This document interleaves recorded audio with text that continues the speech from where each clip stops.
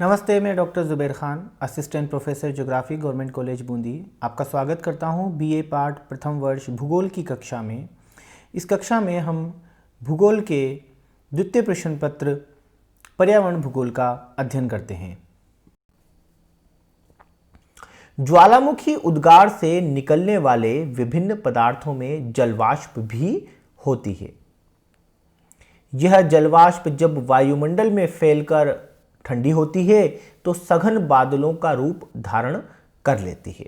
जब जलवाष्प होती है, जब ज्वालामुखी का विस्फोट होता है तो उस विस्फोट में विभिन्न प्रकार की गैसें निकलती हैं और उन गैसों के साथ में क्या होता है, जलवाष्प भी होती है। और ये भयंकर विस्फोट के साथ बहुत ऊंची अवस्था तक पहुंच जाती है वायुमंडल के अंदर। और हमें ये पता है कि धरातल से जैसे जैसे हम ऊंचाई की ओर बढ़ते हैं, लगातार तापमान में कमी आती चली जाती है।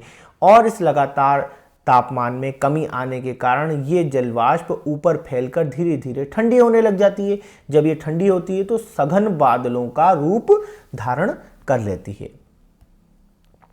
इससे वर्षा होने पर धूल, राख व अन्य गैसें जो ज्वालामुखी से निकली होती हैं के मिलने से दलदली रूप में पानी बरसता है। अब क्या होता है कि जलवाष्प ठंडी हो जाती है तो बूंदों के रूप में बनती है और ये ऊपर से नीचे बरसती है। तो साथ में क्या होता है, वायुमंडल में विभिन्न प्रकार की राख, धूल के कण और अन्य गैसें होती हैं, वो भी इस जलवाष्प के साथ मिल जाती हैं। तो ये शुद्ध जल ना होते के धीरे धीरे गाढ़ा जल कीचड़ के रूप में, दलदली रूप में बदल जाता है और नीचे बरसता है, पानी में बरसता है। और आसपास के जब ये जल स्रोतों में जाकर मिलता है तो उन्हें प्रदूषित करने का कार्य करता है।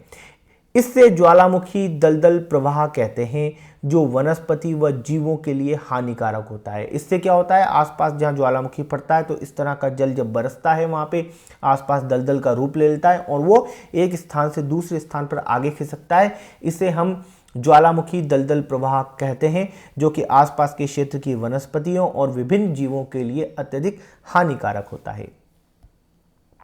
गीजर या उष्ण फव्वारे तथा धुआरे ज्वालामुखी क्रिया के गौण रूप होते हैं। गीजर जो गर्म पानी का जल निकलता है ज्वालामुखी क्षेत्रों के आसपास से, उन्हें हम गीजर के रूप में उष्ण फव्वारे, जिसे हम हिंदी में उष्ण फव्वारों के नाम से जानते हैं, वो निकलकर आसपास के जल को प्रदूषित करते हैं, क्योंकि इसमें विभिन्न प्रकार के विषैले तत्व मौजूद होते हैं। इनमें विभिन्न रसायनों से युक्त अत्यंत गर्म जल तथा वाष्प निकलती रहती है। किनसे? इन गीजर से, इन उष्ण फव्वारों से विभिन्न विषैले पदार्थों युक्त गर्म जल व वाष्प लगातार निकलती रहती है। मृदा अपरदन से भी जल प्रदूषण होता है। अब प्राकृतिक कारणों की जब हम बात कर रहे हैं, प्राकृतिक कारणों को हम पढ़ रहे हैं, तो हमने प्राकृतिक कारणों में देखा कि ज्वालामुखी विस्फोट एक ऐसी क्रिया है जिससे आकस्मिक रूप से जल प्रदूषण फैलता है। और अन्य कई प्रकार के प्राकृतिक तत्व हैं जिससे जल प्रदूषण फैलता है। उनमें एक कारक है मृदा अपरदन। मृदा अपरदन को आप जानते हैं, लगातार मृदा का जब कटाव होता है तो उसे हम मृदा अपरदन के नाम से जानते हैं। प्रवाहित जल से सर्वाधिक मृदा अपरदित होती है। हम ये देखते हैं कि जब कभी भी वर्षा होती है तो वर्षा जल के साथ किसी भी क्षेत्र की मृदा वहां से बहकर अन्यत्र चली जाती है, अर्थात उस जल के साथ बहकर चली जाती है और वहां से मृदा अपरदित हो जाती है। अपरदित मृदा से सम्मिलित रेत, चीका, खनिज पदार्थ मिल जाते हैं। अब इस अपरदित मृदा में विभिन्न प्रकार की रेत होती है, चीका जो मिट्टी होती है और अन्य प्रकार के खनिज मिले होते हैं। जब ये निलंबित अवस्था में रहने वाले ठोस पदार्थों के कारण सूर्य प्रकाश जल राशियों के पेंदे तक नहीं पहुंच पाता, जिससे जलीय जीव प्रभावित होने लग जाते हैं। मृदा के जल में मिलने से इसके रंग, स्वाद व गुणवत्ता में परिवर्तन आ जाता है। अब क्या होता है, जब मृदा अपरदन होता है तो प्रवाहित जल क्या करता है, ये प्रवाहित जल अपने साथ उस मृदा को घोलकर एक स्थान से दूसरे स्थान पर ले जाता है, प्रवाहित और जाकर के आसपास के अन्य जल स्रोतों में मिलता है। और जब ये आसपास के अन्य जल स्रोतों में मिलता है तो वहां पर जाके इनको दूषित कर देता है। प्रवाहित जल के मार्ग में आने वाले चट्टानों के घुलनशील पदार्थ जल में मिल जाते हैं। इनमें अनेक रसायन हानिकारक होते हैं जो जल को प्रदूषित कर देते हैं, जैसे आर्सेनिक। आर्सेनिक एक प्रकार का विष होता है जो भूमिगत जल में मिल जाता है। अब इसमें क्या होता है कि जब मृदा का अपरदन करके जल इस मृदा में जो खनिज युक्त होते हैं उन्हें घोलकर अपने साथ ले आता है और आसपास के जल स्रोतों में उड़ेल देता है। हम ये देखते हैं जब भी वर्षा होती है तो वर्षा का जल एकत्रित होकर नदी नालों या नदियों द्वारा आसपास के जल स्रोतों में जाकर गिरता है और इस जल के साथ इस प्रकार के पदार्थ भी उन जलाशयों में पहुंच जाते हैं। वहां पर ये जाके संपूर्ण जलाशय को प्रदूषित करते हैं, अर्थात उस जलाशय के जल की गुणवत्ता में कमी ला देते हैं। हमारे देश में बिहार व पश्चिम बंगाल के अनेक स्थानों पर जल में आर्सेनिक की समस्या है। अब आर्सेनिक क्या है? एक प्रकार का तत्व होता है जो खास तौर से खनिजों में पाया जाता है और प्रवाहित जल के द्वारा जब इसे आसपास के जलाशयों में लाके घोल दिया जाता है, वहाँ पे मिला दिया जाता है, तो वहाँ पर इस प्रकार के प्रदूषण की समस्या पाई जाती है। और आर्सेनिक एक प्रकार का बहुत ही खतरनाक तत्व होता है जो कि वास्तव में एक विष के रूप में, एक पॉइजन के रूप में कार्य करता है। हमारे देश में बिहार व पश्चिम बंगाल के अनेक स्थानों पर जल में आर्सेनिक की समस्या पाई जाती है।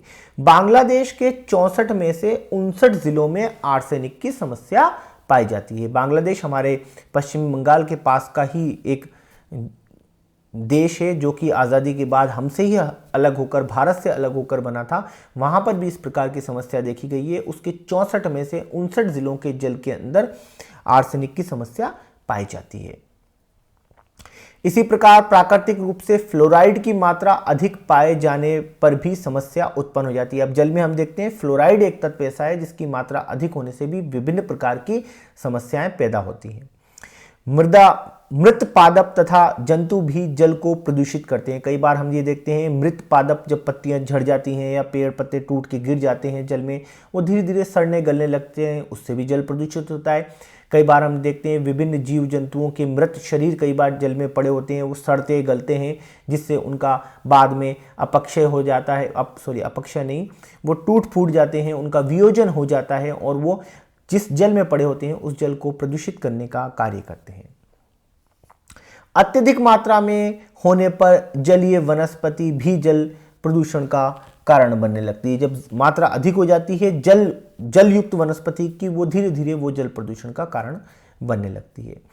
प्राकृतिक स्रोतों से जल में मिलने वाले विभिन्न पदार्थों की मात्रा यदि अधिक नहीं होती तो जल में प्राकृतिक रूप से शुद्ध होने की क्रिया के कारण कुछ समय बाद जल स्वतः ही ठीक हो जाता है। यदि प्राकृतिक रूप से जो स्रोत जल में मिल रहे हैं प्रदूषित करने वाले, उनकी मात्रा इतनी अधिक नहीं होती कि वो जल को लंबे समय तक प्रदूषित रख पाएं, तो जल के अंदर स्वतः इस प्रकार की क्षमता होती है कि वो स्वयं को धीरे धीरे शुद्ध कर लेता है। मानवीय स्रोत। अब हमने प्राकृतिक रूप स्रोतों के बारे में अध्ययन किया, वो प्राकृतिक स्रोत या ऐसे प्राकृतिक कारण जो जल को प्रदूषित करते हैं। दूसरा जो हमारी श्रेणी है जल को प्रदूषित करने वाले कारकों, कारणों या स्रोतों की, वो है मानवीय कारक। और वर्तमान समय में हम ये देखते हैं कि वर्तमान समय में जो जल प्रदूषण हम देख रहे हैं, जल प्रदूषण की जो समस्या हमें सामने आ रही है, खास तौर से वो मानवीय स्रोतों से ही उत्पन्न हो रही है। मानवीय क्रियाओं, गतिविधियों और के कारण ही इस प्रकार की समस्या हमारे सामने लगातार बढ़ती जा रही है। मानव तथा उसके विभिन्न क्रियाकलाप जल प्रदूषण के प्रमुख स्रोत हैं। वर्तमान समय में यदि हम जल प्रदूषण की समीक्षा करते हैं, उसका अध्ययन करते हैं, तो ये देखते हैं कि मानव द्वारा संपादित किए जाने वाले विभिन्न प्रकार के क्रियाकलाप एवं गतिविधियों के कारण लगातार जल प्रदूषण बढ़ रहा है। मानवीय स्रोतों से जल में छोड़ी गई अशुद्धियां इतनी अधिक हैं कि उन्हें दूर करना जल की प्राकृतिक शोधन क्षमता के बाहर हो गया है। जैसा कि अभी मैंने पढ़ाया था कि जल के अंदर स्वयं ऐसी क्षमता होती है कि वो धीरे धीरे अपने आप को शुद्ध कर लेता है, पर वर्तमान समय में मानवीय स्रोतों से, मानवीय गतिविधियों से ऐसे पदार्थ जल में छोड़े जा रहे हैं जो जल की स्वशुद्धिकरण की क्षमता से कहीं ज्यादा अधिक है। जब इन्हें जल अपनी क्षमता से साफ नहीं कर पा रहा है, ऐसी स्थिति में जल की गुणवत्ता में लगातार कमी आ रही है और ऐसी निम्न गुणवत्ता युक्त जल को हम जल प्रदूषण की संज्ञा दे रहे हैं। इसका दुष्परिणाम यह हुआ है कि जल में प्रदूषण का स्तर निरंतर बढ़ता जा रहा है। जल प्रदूषण के लिए उत्तरदायी प्रमुख मानवीय क्रियाकलाप निम्न हैं। अब हम ये देखते हैं कि भाई मानवीय कारण तो हैं, मानवीय स्रोत तो हैं जो कि वर्तमान समय में जल प्रदूषण का बहुत बड़ा कारण बने हुए हैं, पर वो कौन सी मानवीय गतिविधियां हैं, वो कौन से मानवीय क्रियाकलाप हैं जिनके कारण वर्तमान समय में लगातार जल प्रदूषण बढ़ता जा रहा है। उन सभी क्रियाकलापों को और कारणों को हम मानवीय स्रोतों के अंतर्गत अध्ययन करेंगे। इनके अंदर जो सबसे पहला क्रियाकलाप है, जो सबसे पहला कारण है, वो है उद्योग।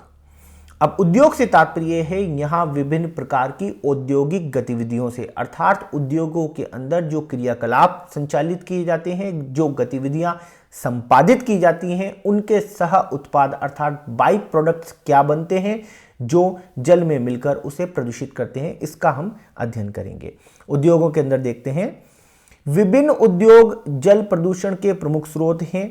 अनेक उद्योगों में जल का उपयोग बड़ी मात्रा में किया जाता है। औद्योगिक प्रक्रमों में मशीनों को ठंडा करने, साफ करने, विभिन्न रसायनों को तनु करने, औद्योगिक परिसर में पर्याप्त नमी बनाए रखने, उत्पादों की प्रोसेसिंग करने आदि क्रियाओं के लिए जल की अत्यधिक आवश्यकता होती है। अब हम ये देखते हैं कि औद्योगिक गतिविधियों को संचालित करने के लिए जल की बहुत ही आवश्यकता होती है। आप ये देख सकते हैं कि भारत में ही नहीं, संपूर्ण विश्व में जो औद्योगिक गतिविधियां संचालित हो रही हैं, जो उद्योगों का जमावड़ा हुआ है, खास तौर से शुद्ध जल के स्रोतों के आसपास ही उनका जमावड़ा देखा गया है, क्योंकि औद्योगिक गतिविधियों को संचालित करने के लिए जल की महती आवश्यकता होती है। अब किन किन चीजों के अंदर इनकी आवश्यकता होती है औद्योगिक गतिविधियों में?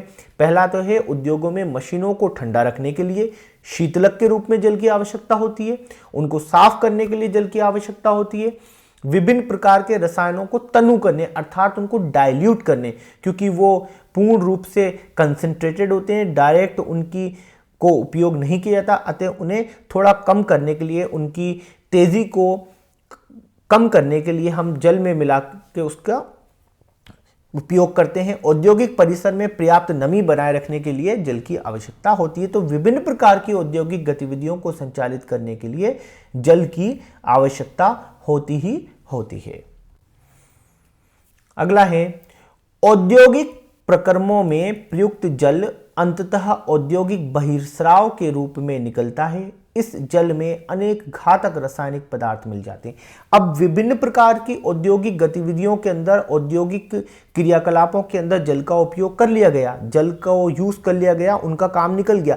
अब ये जल दूषित हो गया क्योंकि इसमें विभिन्न प्रकार के विषाक्त पदार्थ, विभिन्न प्रकार के विषैले तत्व मिल चुके हैं, और उद्योगों से जब ये जल बाहर निकलता है तो ऐसी स्थिति को हम कहते हैं औद्योगिक बहिर्स्राव। और उद्योगों से बहिर्स्रावित जल अपने आप में बहुत ही ज्यादा विषैला, घातक और प्रदूषित होता है। उद्योगों से निष्कासित प्रदूषित जल को नदी, तालाब, झील या समुद्र में प्रवाहित कर दिया जाता है, जो इन जल राशियों में प्रदूषण का कारण बनता है। अब ये जल क्या होता है? उद्योगों से निकल के आसपास के नदी, तालाब, झील, बाउड और जो भी आसपास के जलाशय हैं वहां पर जाके पहुंच जाता है। तो ये प्रदूषित जल उस संपूर्ण जलाशय को भी प्रदूषित कर देता है। वस्त्र उद्योग, पेट्रो रसायन उद्योग, लौह इस्पात उद्योग, कागज एवं लुगदी उद्योग, चीनी उद्योग, शराब उद्योग, वस्त्र रंगाई उद्योग, चर्म शोधन उद्योग, खाद्य प्रसंस्करण उद्योग, प्रसाधन सामग्री उद्योग आदि ऐसे विभिन्न उद्योगों में प्रति टन उत्पादन उदाहरण है, जो बड़ी मात्रा में हानिकारक पर अनुमानित जल उपभोग, रसायन युक्त अपशिष्ट पदार्थ नदी, तालाब और समुद्र में बहा देते हैं। ये विभिन्न प्रकार के उद्योग हुए हैं जिनके अंदर जल का बहुत बड़ी मात्रा में प्रयोग किया जाता है, और इन प्रयोग के पश्चात जो जल बचता है वो अपने आप में एक प्रदूषित जल होता है, और ये प्रदूषित जल आसपास के जलाशयों में जाकर प्रदूषण का प्रमुख कारण बनता है, उन जलाशयों को भी प्रदूषित कर देता है। इनमें कार्बनिक व अकार्बनिक दोनों ही प्रकार के प्रदूषक मिले हुए हैं।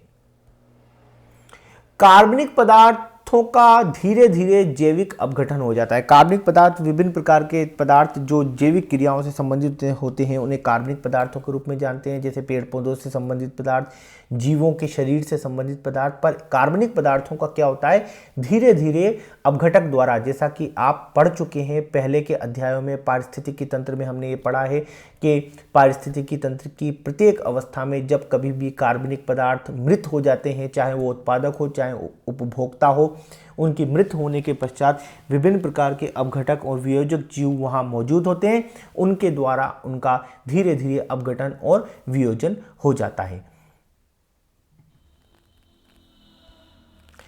किंतु विभिन्न प्रकार की धातुएं व रसायन जिनका आसानी से अपघटन नहीं हो पाता, जल में उनकी मात्रा बढ़ती चली जाती है।